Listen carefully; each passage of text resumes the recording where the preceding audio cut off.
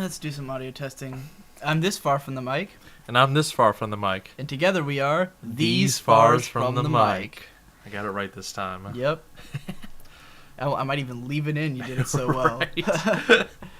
Hello, everyone, and welcome to another episode of DigiCast Weekly, the weekly podcast in which the lengths, the guests, and the topics are totally random. Today we're going to talk about a topic that has actually been something I've talked about a lot over the years, and now I get to I've always wanted to do like a big thing about it, so that's why I was as soon as we started talking about it, I was like, let's do a podcast. Right. I have with me my cousin, you're gone by Akira Fudo now. Correct. Also known as Boyd Martis. Because I'm gonna call him Boyd over the course of the podcast, but his name is Akira Fudo in most places. Also runs the production company Kabuki Mono Unlimited, and is a budding filmmaker. The reason I'm explaining this is that this podcast will probably come out before the other one I've done with you. I see. So they probably won't have heard it yet. But yeah, I'll put a link to his YouTube channel and stuff in the description, and his Twitter and Tumblr if you want. I'm not really that active on Twitter anymore. But you are on Tumblr for sure. On Tumblr, and yeah. Today we're going to talk about. Actually, you know what? Just introduce the topic yourself by talking about what brought it up. Okay, so as everyone knows, the movie Pacific Rim is coming out next Friday. Might be out by the time this is released. Yeah, will probably be out by the time this is released. If you're listening, Pacific Rim is probably already out. And I know, like, I've read around, not a lot of places, but, like, certain places on the internet, and, like, I guess there's, like, a little bit of hate going, like, towards this movie, which I didn't really understand why, because, I mean, like, how could you hate on a movie? A live-action movie at that, which involves giant robots fighting giant monsters. Right. I mean, how much more fucking it epic? It is a kaiju versus mecha movie. Yes, this is like a fanboy's something that dream. I've dreamed about since I was small. Yes, I've always wanted this to be a thing. It has never made sense to me that this wasn't a thing. Yes, you know. I mean, even Japanese movies have like attempted something like this, right? But they obviously don't have the technology that matches up with American movies. It's the budget. Yeah. But anyways, I guess like I was saying, it was getting a lot of hate for I don't even know why, for the simple fact that people are saying that it's a Neon Genesis Evangelion ripoff, which. It just sounds like just completely ludicrous when you think about it. When you say it. The idea that Pacific Rim is an Evangelion, because all you have to do is look at the trailer and you'll be like, that does not look like an Evangelion ripoff at all. But there's a good reason that people think this, and it's a classic problem that I've run into constantly over the years, especially with Evangelion, because Eva is such an iconic series that every time something has ever emerged that is in any way like Evangelion, it's always been accused of being a copycat. The most classic example of this, as I was telling you outside, is the anime series Razafon, which was made by Studio Bones in 2000 or so. Now, Evangelion originally aired between, like, 97, 98, something like that? It was around, like, around mid to almost late 90s. Yeah, it's like late 90s. And then there was a movie a couple years later. Yeah, Evangelion aired, and then there was Razafon a few years later. And Razafon caught a lot of flack, especially when it was released in the U.S., because I don't really know how it was received in Japan. I obviously wasn't there. What I do remember is when me and you were first getting into anime around 2003, 2004, Razafon had come out on DVD here. And whenever we heard it talked about in forums and stuff, people were constantly accusing it of being an Evangelion ripoff. Which, I mean, I can kind of understand, because just around that they came around so close together. Right. Well, in the U.S., not so much, because, Eva was actually out in the 90s here, and Razafon came out like... Well, I guess if you're looking at it from, like, a Japan standpoint or whatever. Yeah, I mean, I think that a lot of those people probably... The issue here, which we're going to eventually, get to, is that those people had probably seen them close together, and were aware that Eva came first, and probably had only seen two shows that were like that, Right. Because Evangelion was regarded as so revolutionary, a lot of people just thought that it was, like, really unique. Right. And so when something else came along that was similar, people immediately declared it to be a copycat. But what those people don't understand is that Evangelion comes from a tradition. It was not that unique. Right. It was not that out there. It paid tribute to shitloads of older shows. And Razafon was A, paying tribute to some of the same shows that Evangelion was, or other shows of that nature, B, probably paying tribute to Evangelion, and C, perhaps most importantly, had a lot of the same people working on it. Right. And that's the number one thing that bothers me. It was when people call something a ripoff of something else, very often it's the same fucking people who made it. And of course it's going to be similar because it's the same people. They're right. going to have the same kind of writing style, you know?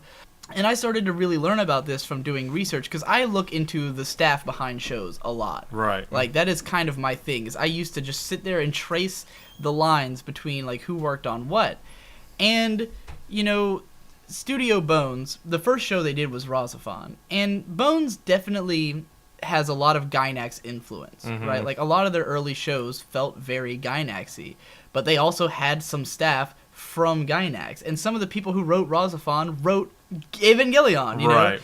Both of them were shows that had a lot of collaborators on them. Like, they had a lot of... it wasn't just the vision of one guy, you know? Because a lot of people think Evangelion is, like, all Hideaki Anno. Right. Because he directed it, and he... You know, it very much reflected his sort of vision. You can clearly see his directing style, but Evangelion had different writers for almost every episode, and it had, you know, episode directors that worked on different pretty stuff. Much just like any kind of like TV show or anything like that. No? Yeah, I mean, there's some shows, especially in anime, there are some shows that just have one guy who really sort of does everything, right? Or there's a studio that's like really unified, like Studio Shaft. It's the same team on every show, you know. But Evangelion had writers who don't work for Gainax. They're just guys who work all over the place, you know. It had a lot of writers, and you can clearly see that in the middle section of the show when, you know, they're doing all the, like, the episode where it's like they have to learn to dance in synchronized dancing, the one where they have to go inside the volcano. Some of those sillier episodes, they were totally different directors working on those, you know, because they wanted it to have variety. They wanted it to not all be the same, you know, on purpose. And Razafon did the same thing, and a lot of the writers and directors are the same fucking people who wrote and directed on Evangelion, you know? Fucking Kazuya Tsurumaki, who directed FLCL and Die Buster, worked on Eva. He also worked on Razafon. Fucking, what's his name? The guy who wrote Serial Experiments Lain and Technolize. That guy wrote for both shows. Oh, really? Yeah, Chiaki J. Konaka wrote, like, one episode of each show.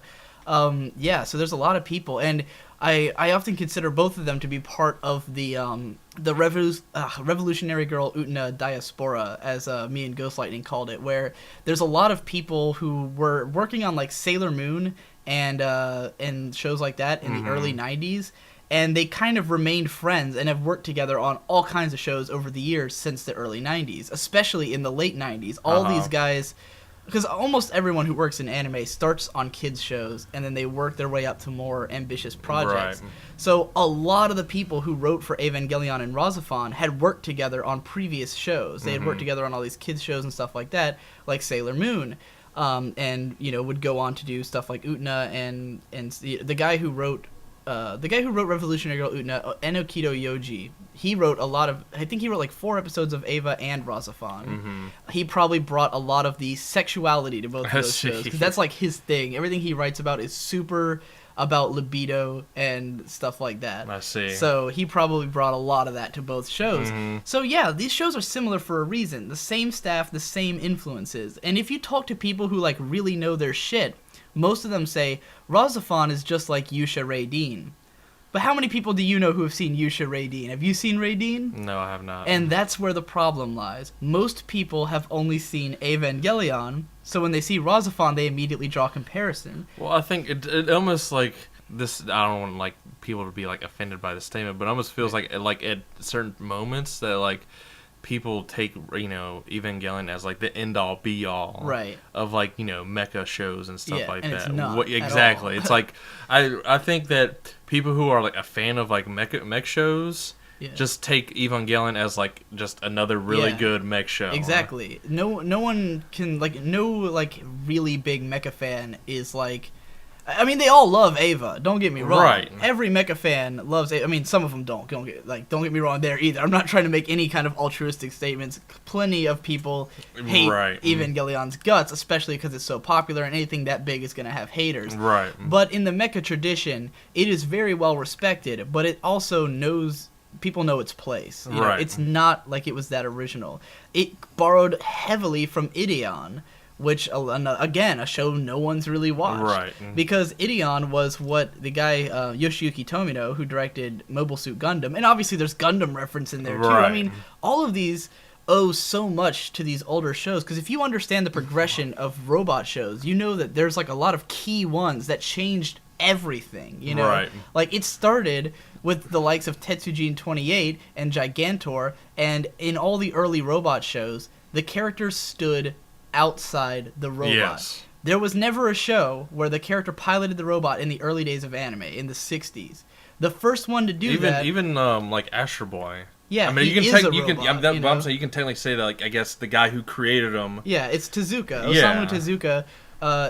He didn't create Tetsujin 28, did he? I think so, yeah, he did. But I'm saying, like, the scientist who created Astro Boy... Yeah, I guess you could say, like, he sits outside of the robot, you know what I mean? Yeah. No one piloted robots until, if my facts are straight, Mazinger Z. Yeah. And it was Go Nagai, who is, you know, one of the most influential manga artists ever, and obviously stuff like Evangelion could not more obviously pay tribute to Go Nagai in the way the Avas are designed. You look at the face of Unit 01, it looks like Devilman, you know?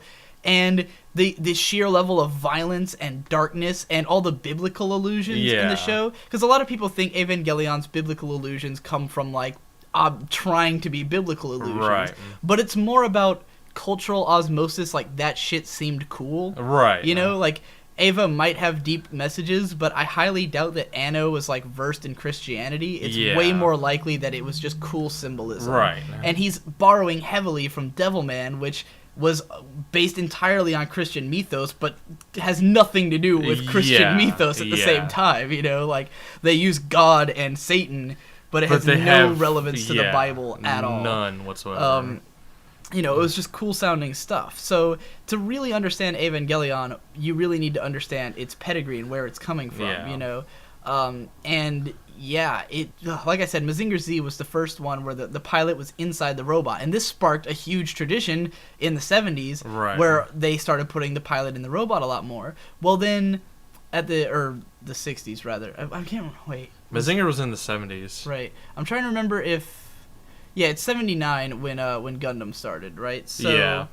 So, like, throughout the 70s, there were all these robot shows. Now, mind you, every robot show was made for kids up till then. Right. Some of them were a lot more dramatic than others. Some of them had, like, actual character deaths, and these were, like, big deal shows. Right. But they were all kids shows with Monster of the Week formulas and stuff.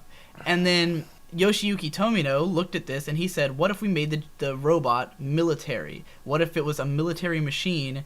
You know, rather than just a super robot that just, like, shoots all these crazy attacks, what if it made, like, logical sense? Right. And so he made Gundam. Now, mind you, Gundam doesn't make logical sense. No. I mean, it's not, like, a scientifically perfect robot. But that was the ambition. And he couldn't even fully realize it. He wanted it to be an all-white mech. And he couldn't do that because they said we need to be able to sell toys, you know. So the original Gundam series, it ended up being Monster of the Week to an extent because they wanted to sell toys and they wouldn't let him have full artistic freedom. Right. But he still made it a really dark mech show for the time. And it still was totally, you know, new for that world. And it didn't succeed at first. It succeeded because they remade it into movies that did a lot better, and the sales of the toys did well. Mm-hmm. And the toys kind of promoted the show eventually, and reruns and stuff like that, and then Gundam suddenly became really big. Right. And then when he got to do Zeta Gundam, which is in the mid-'80s, he got to be, which, you know, is the sequel, got to be way more closer to what he wanted. Right. You know, it's way darker. People fucking die constantly. It's a lot more militaristic. So it was like, wow, Gundam is starting to emerge into what it was meant to be. And before even Zeta Gundam, after the original Gundam, we got Macross, which took robots in a whole direction where they could make like an adult-centric story that's like a love story with robots. You know, it really, the robots were kind of not even the point of Macross, but they were there. And they added a lot to the show, and so now robots could be, they were so much more of a versatile tool than just a toy-selling, like, you know, they had to be thing. like the main front of the show and all that. Exactly. So, you know, they really escaped. I mean, it's so funny when people are always like, oh, anime in Japan is not just kids stuff, but it's like in the 60s, it kind of was. Yeah. You know, in the 60s and 70s, if you look back, pretty much all the shows from the 70s were either super long kids shows, like for either boys or girls, or they were like dramas that were always like depressing as fuck. It's always like, because the 70s style anime, it's always, and they're always long. Every show was like 39 to 58 episodes. Or longer. And it's always either like a sports drama or a historical drama or something that is just horribly depressing. Right. And yeah, that was what anime was until Star Wars happened, and that opened up anime entirely. Where like Gundam was hugely influenced by Star Wars, you know, and it brought in this tradition of sci-fi anime. Because the movie trilogy that came out after the original series is considered, I guess, the Japanese Star Wars, right? The Gundam series. Yeah, the Gundam trilogy. I don't really know about all that, but it definitely I mean, it's obviously inspired by Star Wars. You know, the way that the story plays out and everything. Everything in 70s and 80s adult anime owes heavily to, you know, the sci-fi boom that came from Star Wars, you know. And I mean, the way the Gundams fight, they fight with lightsabers. Right. It's obviously a Star Wars reference, you know. So and they got, you know, fucking blaster rifles and stuff like that. So, you know, Star Wars was a huge influence on 70s anime, and then Gundam really helped to bring it about. And then in the 80s, there was a huge culture of adult sci-fi anime that emerged all at once. So, yeah, there suddenly was like all this grown-up sci-fi stuff. And one of the shows, I think what Tomino was working on between Gundam and Zeta Gundam was Ideon. And that show is sort of like Gundam in that it's like a weirdly between being a kids and adults show, but it's like really violent and dark. I remember watching a couple episodes of it, and it was definitely had like a darker tone to it. Yeah, and Ideon is particularly famous for the two movies that end the show. Like, after the end, they made two movies out of it, and the second one is infamous for the fact that everyone dies horrifically, and the universe is destroyed. I see. Spoiler alert for Ideon, but you'll probably never watch it, and you kind of don't want to, because it's not very good, from what I've heard. No. It's interesting, but it's not very good. Yeah. But the ending, it's just... Because I've watched a death reel from it, and it's crazy. It's just people... fucking, I mean, like, you know, like little kids getting their heads blown off. Wow. People fucking exploding constantly. Every major character dies, and then the universe fucking dies. That's just a good way to end the story right there. Well, Evangelion borrowed heavily from Ideon. Right. You know, the way Evangelion ends is kind of similar. It's like the instrumentality project is totally Ideon-esque. And obviously Evangelion borrows motifs from Gundam, just like everything else does. Right. You know, it borrows from all those classic robot shows. And so what people don't realize when they're trying to, you know, compare, like, say Evangelion is this original big deal, it's like, well, no, it really borrowed from a lot of stuff. I mean, not to say it's not pretty original, and Hideaki Anno definitely has a really distinctive directing style, you know. The imagery of Evangelion is really memorable. When you watch it again, you'll realize just how strong the directing is. But even then, he clearly is influenced by stuff like Stanley Kubrick. Yeah. Like, when I I only seen like 10 minutes of 2001: A Space Odyssey. Yeah. But it was like towards the end. Right. And the first thought I had was, this is End of Ava. Yeah. Like, this really totally feels like End of Ava. So, yeah, he obviously has a wide variety of influences, even outside of anime, with the likes of Stanley Kubrick, you know, and yeah, so regardless of what Eva is, it is not an island. It is not, without its own influences. So when other stuff comes along that's similar, it doesn't mean, oh, it's an Eva ripoff. It means, oh, it might come from this tradition. Yeah. There are shows that are either obviously trying to be Eva or are parodies of Eva. Right. There are shows that came about as sort of responses to Evangelion. Martian successor Nadesco came soon afterwards, and it sort of... I mean, it was a reference to like all of robot anime basically, but it came out at the time it did in a way that like was almost like or it's more of an answer to Macross really, but it also has some Evangelion parody to it. Right. There's other shows since then. There's a lot of stuff that's obviously in reference to, but like Razafon, I mean, there's no denying it's really similar. There are some scenes that almost feel ripped out like the same scene, right? But it's because they were serving the same purpose and written by the same people. That it just so happened to be similar to fucking because Evangelion. There are people who are who are Razafon fans who try to defend, and they're like, oh, it's nothing like Eva, and it's like, dude, there are scenes that are almost identical. Like Ghost Lightning made a big fuss about this once because someone was trying to tell him, oh, Razafon's nothing like Eva. And he made a post pointing out every image that is almost exactly the same. And he's just like, you can't deny that these are similar, but why would that matter? Why does that make Razafon worse? Stuff is, copies off from motifs constantly. Right. Everything. Nothing is ever a complete island. It's impossible because you had to have been influenced by other things. Exactly. No one writes a fantasy story in a high fantasy setting without having read a fantasy story. Yeah, or fucking just Tolkien. Yeah. I mean, anyone who does anything like that is you are obviously influenced by J.R.R. Tolkien. But there's just so much because. And I don't want to really get into stuff like the hero's journey because you know about it, the hero's journey. Are you talking about the journey to the west? No. Hero's journey is a concept.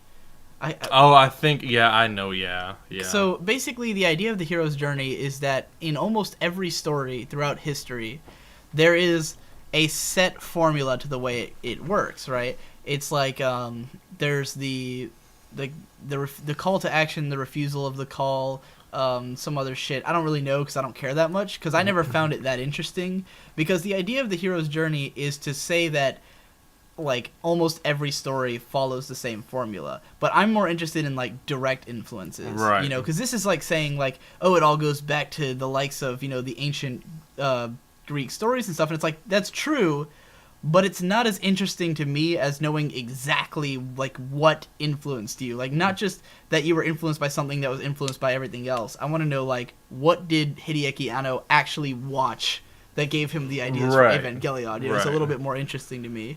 But yeah, everyone's influenced by something. Yeah. And they're gonna take something away from whatever it is that they watch or read or whatever, listen to, whatever. So if there's one person who can definitely be said to take influence, not one person, but if there's someone who you can say that, Guillermo del Toro. Oh, totally. Obviously loves paying tribute, Yeah. And if he really was borrowing from Evangelion, he would admit it. Yeah. He would have said so early on. He would have been like, I want to make something that's like Eva. And he's probably seen Eva. No, he actually said... Oh, he said he hadn't? In the article that I read, he said that he has it, but he never opened it. I see. So he has never seen. But he's obviously aware of Evangelion. Yeah, because I think he knows that people are kind of making comparisons to Pacific Rim and Evangelion, and he just had to say no, I've never seen Evangelion, so no, I don't borrow any kind of influence or similarities from Evangelion. Yeah, so he had to actually come out and state that it was not based on that. But then he listed shows that it was based on, right? Yes. And it was Tetsujin 28 and stuff like that. Ultraman. Yep. Godzilla, of course. Right.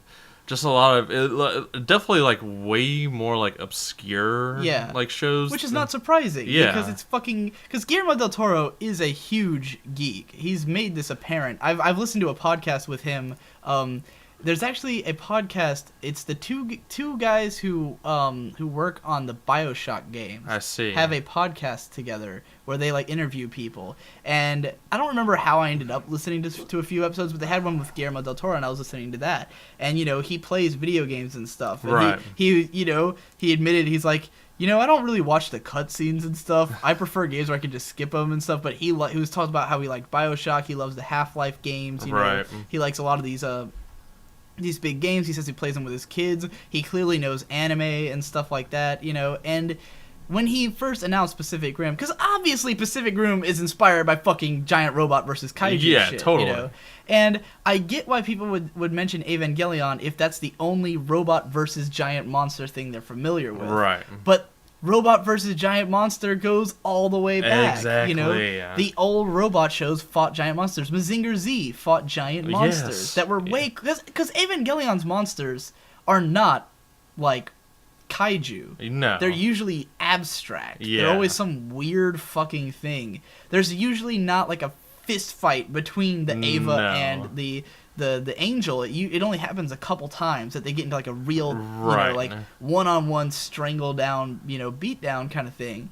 And the Jaegers don't look like they function anything like Avas. Because the whole point of Evangelion, what made them different than other robots is that they were fast and they were skinny and they were agile, They could run across a city and like fight someone with a knife. It's almost like like human being, like they were supposed to be human. Because that's the twist is that they are human beings. Yeah.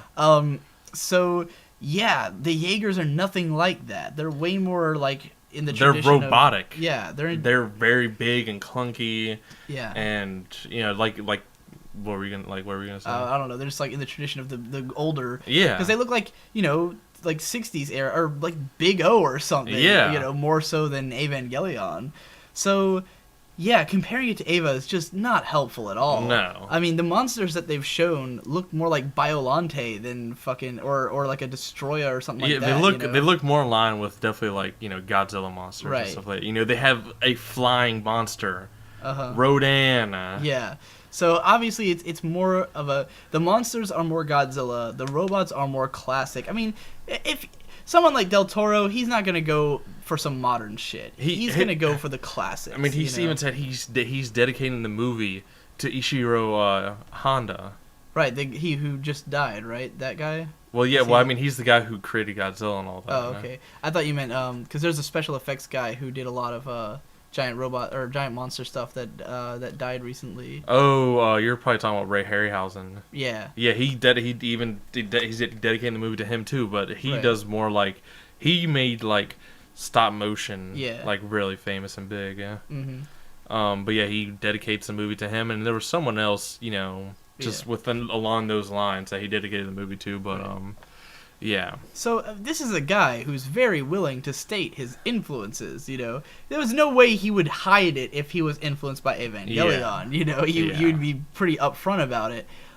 He's made other movies, and because he wrote vampire books, and it's like he obviously was like, I'm paying tribute to vampires the way he remembers them. I think he said in that podcast once where he was just like, I want to bring back the cool vampires. That was part of his mission with doing that, was that he missed cooler Draculian vampires and stuff. He produced Splice, right? He produced that, which was an ode to the creature feature sort of monster, Frankenstein and stuff like that. Right. So this guy loves his classics. He loves to pay tribute. I mean, he's a genre filmmaker. Right. He did the Hellboy movies because he's a big fan of comic books. Yeah. And they're some of the best comic book movies ever. Yeah. Hellboy 2 is outright one of my top 10 favorite films. Which it's weird because whenever I talk to people about Hellboy, just the Hellboy movies, they're like, I didn't really like him at all. I'm like, how? That's what I'm saying. Like, how? They're fucking perfect. Yeah, seriously. I mean, they are a lot different from the comic books. If you're a comic fan, I could see where you might not like the movies. But at the same time, these are not coming from comic book people. These are coming from general audience people. Because the comics are a lot more film noir-esque. But the themes are definitely the same. Of being a monster who's fighting other monsters, and how humanity doesn't understand, especially BPRD. BPRD is so much like Hellboy 2 that like you totally get. Which I keep on meaning to ask you if I can like borrow those. Oh, go ahead. I don't care. Because I've been every time I've like been up here. You will fucking love BPRD. Like yeah, I've always wanted to read like Hellboy and BPRD and all that. So yeah, go ahead. I still haven't read volume 2 of either one, but they're my library edition volume 2. Well, I'm just gonna go one right at a time. Go ahead. But yeah, like Guillermo del Toro, he just loves like making monsters. He loves creating monsters, just like inside and out. Because he actually even said, just in like the conceptualization. Yeah, whatever. You get what I'm saying. Right. That they created the kaiju like inside and out. Like they created like all the organs. That's how he does like all of his because the way Del Toro does monsters is he wants to know how they operate. Because he's like, I don't want them to just be there to be there. Right. Like, I don't want monsters just for monsters' sake. I want them to like feel like they live and they have a way of life and there's a reason they exist. He obviously loves monsters. Yeah. Hellboy 2 is nothing but a giant celebration of monsters over humanity. Like the monster, like the monster designs in that movie are like just fucking like astounding. Yeah. Just the huge ass fucking city of just nothing but cool looking monsters. Mm-hmm. And so, yeah, he obviously is going to have a deep affection for the monsters, deep affection for robots, and to have that kind of deep affection, you have to understand the history. You're not just ripping someone off. You are into it. Yeah.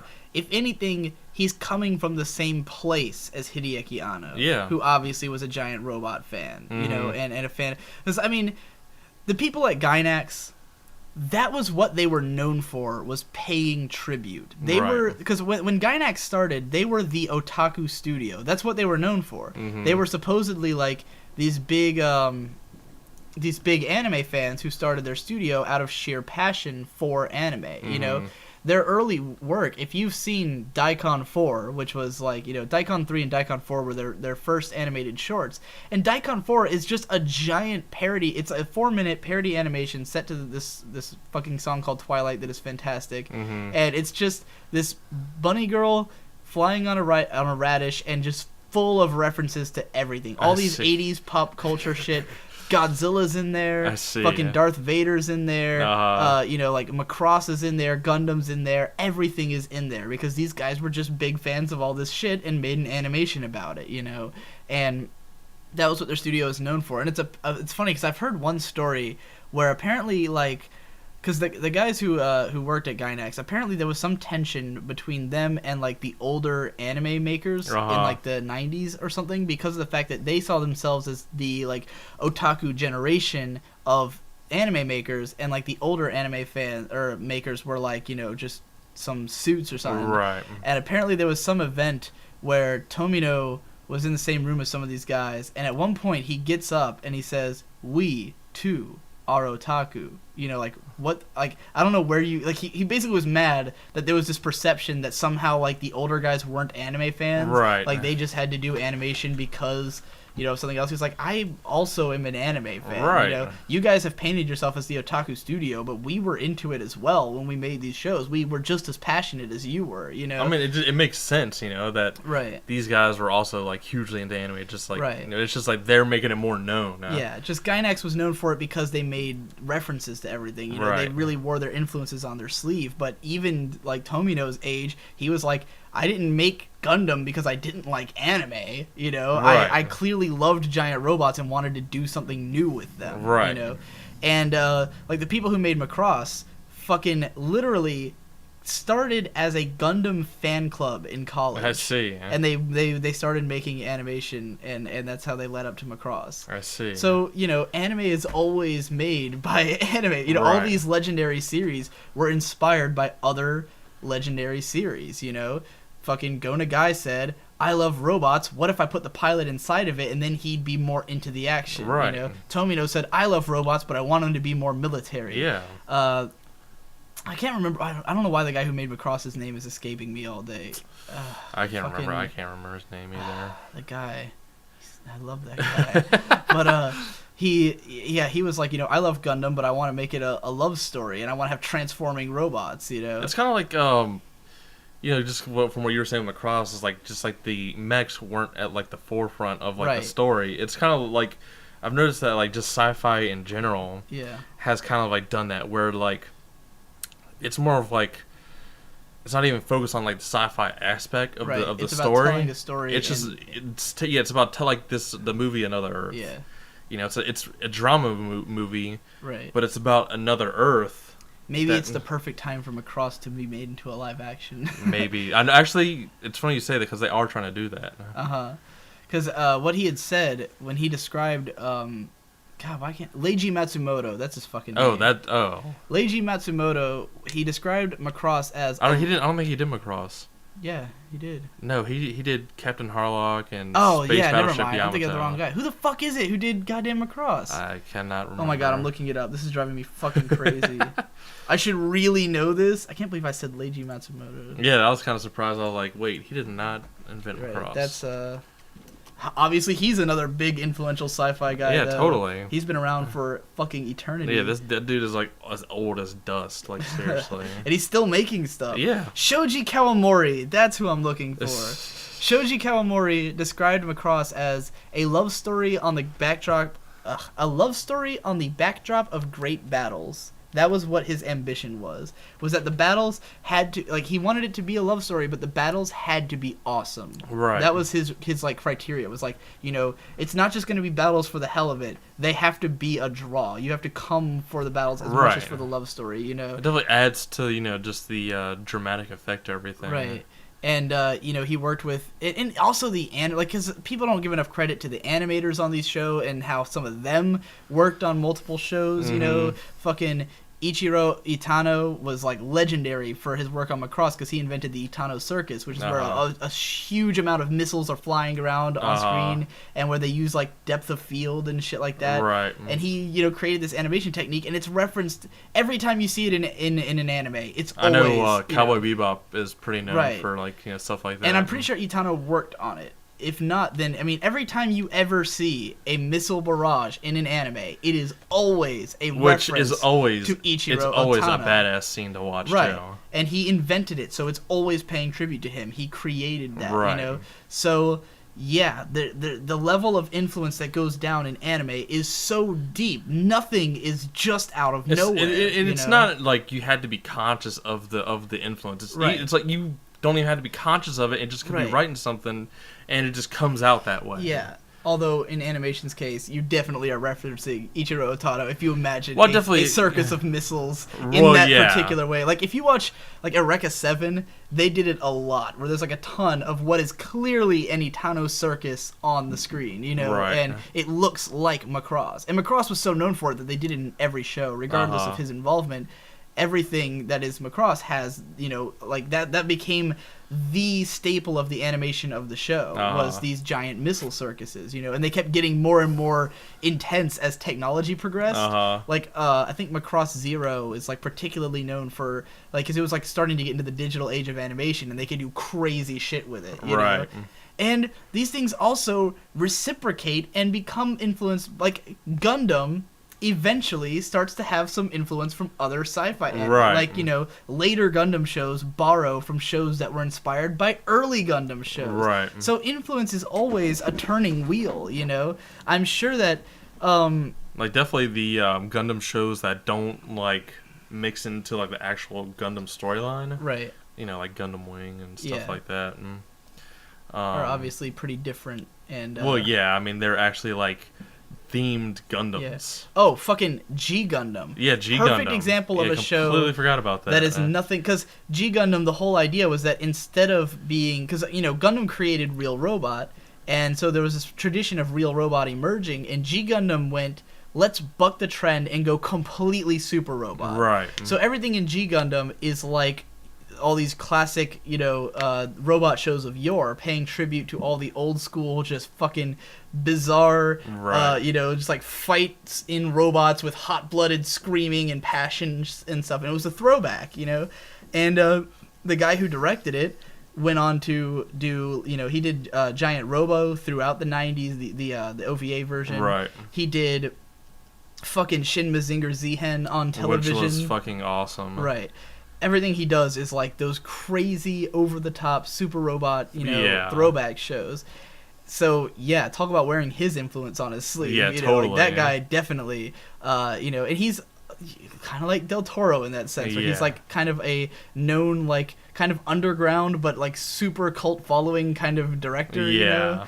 And again, Del Toro probably has had moments where he's probably been influenced by people that he influenced at this point.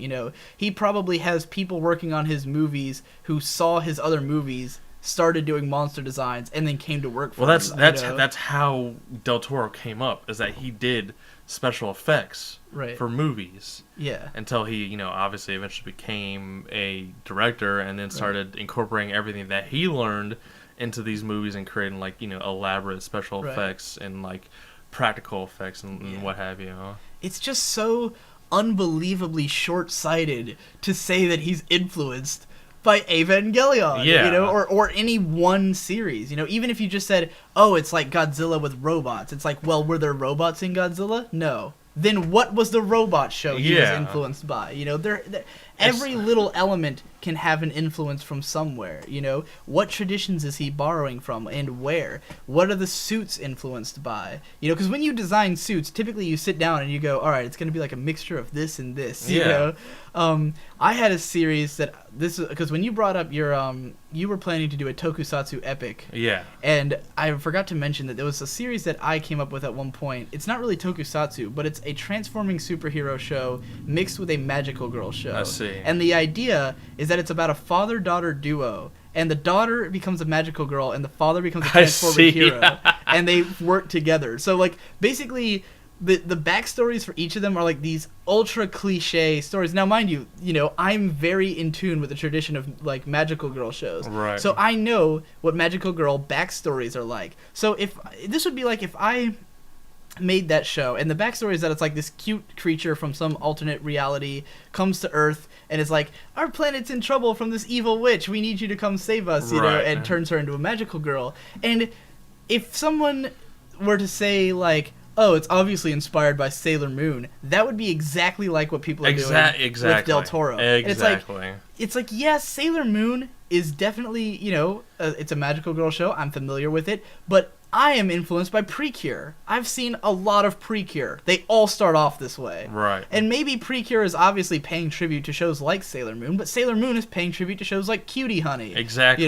It always goes back to Go Nagai, by the way. Everything goes back. Because this dude has, like, done literally, like, everything. Right. I mean, really everything goes back to Osamu Tezuka, but, like, the next step up is Go Nagai. Yeah. Everything goes back to something he created. Yeah. And, Cutie Honey leads into other, basically created the magical girl as a concept where it was like the girl who transforms into a superhero, and Sailor Moon really did a lot to popularize it and popularize the transformation sequence as a thing, but there's so many other shows that have done it, and like I said, Precure is like the one that I'm the most familiar with. So yeah, I am directly influenced by Precure, It would be accurate to say that. But people who haven't seen Precure and have seen Sailor Moon might go, oh, he's just ripping off Sailor Moon. Just like I said earlier, like, people that just know of Sailor Moon think it's the end-all be-all of that. Of like, magical girl. Yeah. And it's like, there's been plenty before and plenty after. There's a multitude, like, of shows that involve, like, magical girls. It's like, there isn't just one. There is, like a bajillion of them. Right. It's like if someone saw Madoka Magica and was like,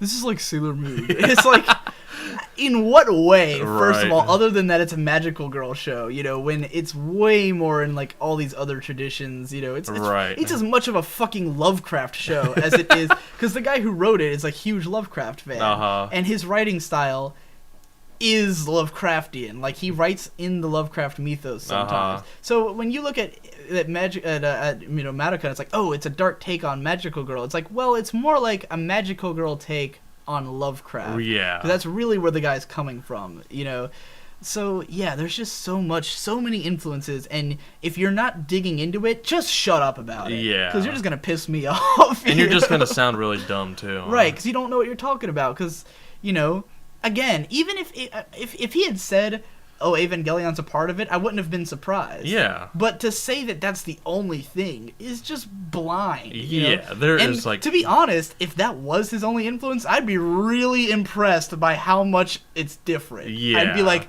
wow, you just watched Evangelion and you got this many ideas out of it? Like, congratulations. Seriously. Like, I don't know where those monster and mech designs came from if your influence was Ava, but good job on the creativity. But no, there's no fucking way. Yeah. You know? I mean, just the kind of person that, well, obviously I don't know him, but I'm assuming that this dude just watches, like, anything and everything and just got, he just gets influenced by everything. He obviously has a huge knowledge of history of film. Yeah. Anyone who's paying tribute to fucking Godzilla has a history, is probably a film history buff. Yeah. He probably has seen, a lot of 20s monster movies and shit. Yeah, like all like the classic Universal monster movies and all of like the Hammer horror movies and shit like that. And, which anyone who is into creature features or anything like that would is obviously in love with those movies. Anyone who is an acclaimed genre director knows genre. They know genre. He's probably read fucking 1920s pulp magazines and shit. That's the kind of guy we're talking about here. We're talking about like a classic film nerd come film director. With a dense knowledge of what he's talking about. And anyone who's gonna, just shut up. If you've only seen Evangelion, that's the only giant robot show you've seen, you don't know what you're talking about. I'm sorry. Just, sit at home at your computer and do your research. I mean, that's all you have to do. Just, look up. Like I said, the biggest thing that got me was just when I saw stuff, because I started to recognize that there was scenes from shows that reminded me of scenes from other shows, and I went, who made this? Right. And then I would go, oh, it's the same fucking guy, Well, either that or they'll even name off the people who have influenced them, and stuff like that. Because in anime especially, careers are really easy to trace just by inferring. You can see where a guy might, let's say, a show comes out and there's a scene that really reminds you of Sailor Moon, just because that's an easy example that we keep mentioning. Right. And a scene really reminds you of Sailor Moon, and then you look through the guy's past, and he hasn't worked on Sailor Moon, but he did work on something with the director of Sailor Moon in the same genre. Right. Even then, you can get where this guy picked up that influence. Right. Sometimes it's just really obvious. I mean, because and again, if you really want to see the extent of research I've ever done on this, go look at the Revolutionary Girl Utena diaspora chart that me and my friend Ghostlighting put together. It's going to be in the description, because Utena is probably without question the greatest anime ever made. No one can doubt me on this. You don't even know. There's no arguments. Revolutionary Girl Utena is outright the greatest anime that was ever made. So you would say that's your favorite anime of all time? No, it's not my favorite, but it is the greatest as. But you're just acknowledging it as the greatest anime ever made. Because I haven't rewatched it in full since 2007. So it's really hard for me to be oh, it's still one of my favorites. Right. But because obviously I don't really believe there is a greatest anime ever made, but I like to be a dick sometimes. And if anyone asked me if I needed to provide an answer, I would say Revolutionary Girl Utena was the greatest. And because that show is. It was very much an answer to Sailor Moon, directly, because the people who worked on it worked on Sailor Moon. It definitely has, because I've never seen it, but just from looking, at images, it definitely gives off, a Sailor Moon kind of vibe. Right, and it was made because what happened was, basically there was this show called, I'm trying to remember, Goldfish Warning.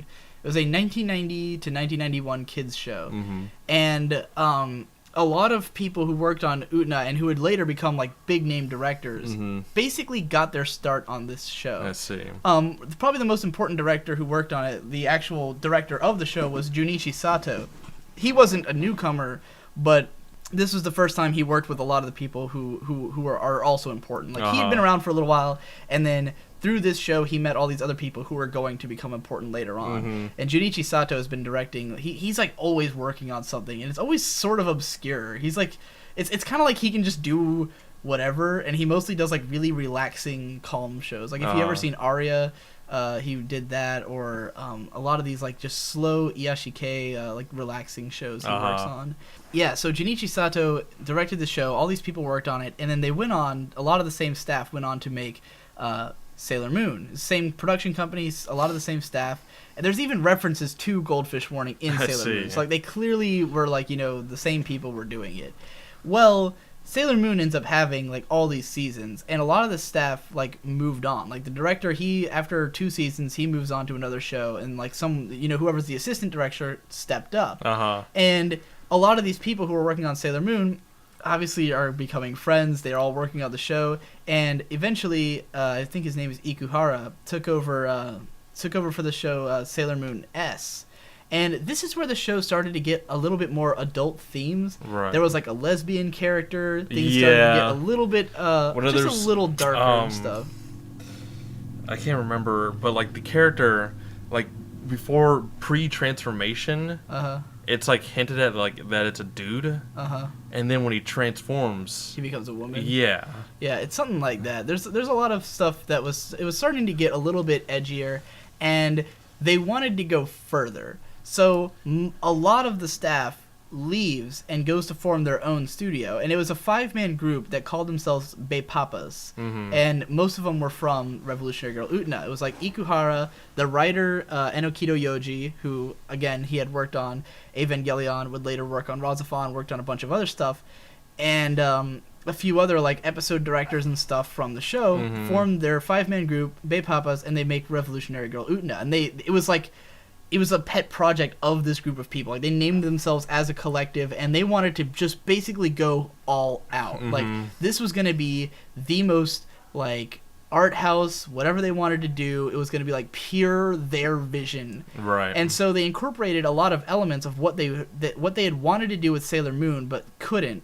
And they took it all to the next level with Utena, which is a very adult, oriented show. There's lots of sex and sexual undertones, lots of, shitloads of symbolism. Like, the whole show visually is, like, constant barrage of symbolism. Like, overt and everywhere. Right. Enokido Yoji really let himself go with his sexualization and stuff and just all kinds of shit. And it's, like, the music is fucking J.A. Caesar's soundtrack, which is crazy.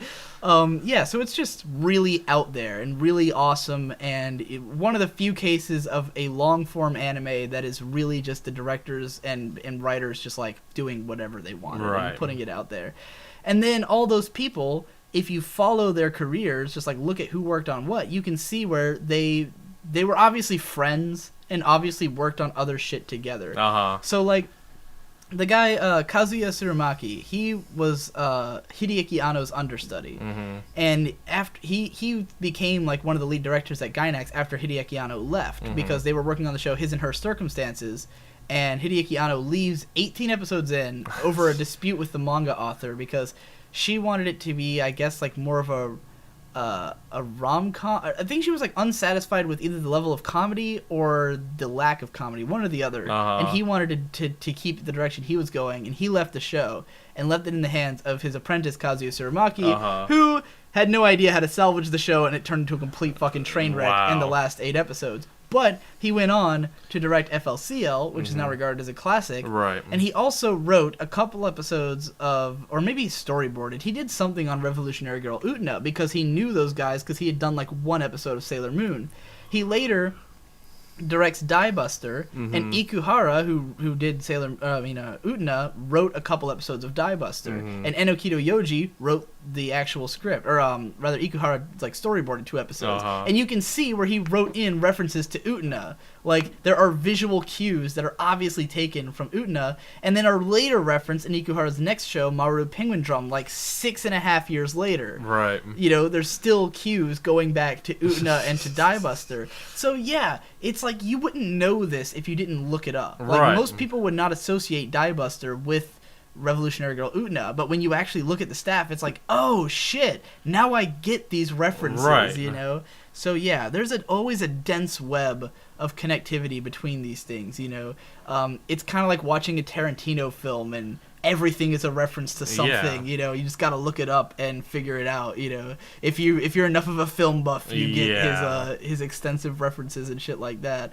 And yeah, looking at the people they work with, and there's always a huge history. Because that's what I'm saying. I mean, like, like once you start to realize that, like, the majority of people that like work on like anime and film, and they generally like work with each other over and over again, just because they know what to expect.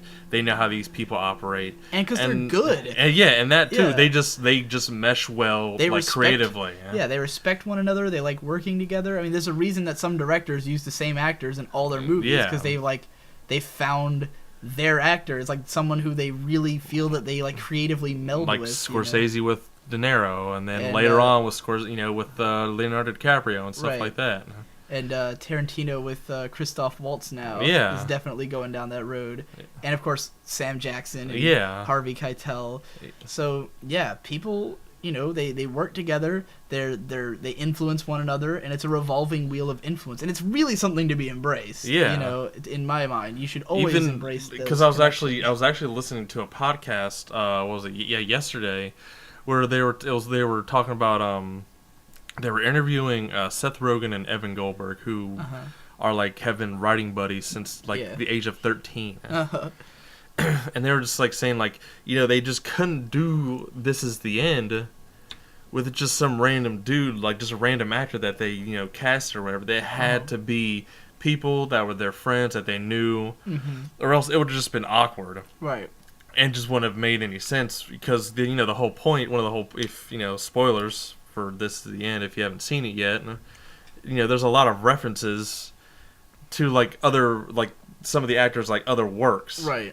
And you wouldn't be able to do that and make it funny with it. The whole joke of This Is the End is that they were playing on the fact that people who are fans of their movies see them as all friends. Yeah. And they are, and that's basically the joke. Right. Is that these actors, it's exactly what you think. They're basically playing up on what you expect them to be like in real life. Obviously, they're all playing extremified versions and unrealistic versions of their relationships, and flipping them on their heads in places where, in the movie, what's his name? The main fucking Victor lookalike. Oh, Jay Baruchel. No, James Franco. Oh, James Franco, yeah. In the movie, James Franco hates Danny McBride. Right. But they obviously are really close in real life, because they do more shit together than even he does with Seth Rogen. Yeah. Well, I know him and Seth Rogen are getting ready to come out with a new movie, but yeah.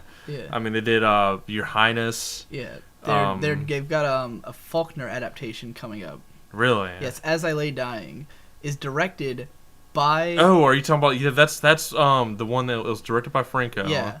And has Danny McBride in it. Yeah. That's And it's a Faulkner adaptation. Yeah. Yeah, it's it got released. That was the movie I was telling you about that got released at Cannes. I see. Which I don't know. I didn't really read anything up on it to see if it was good or not, but yeah.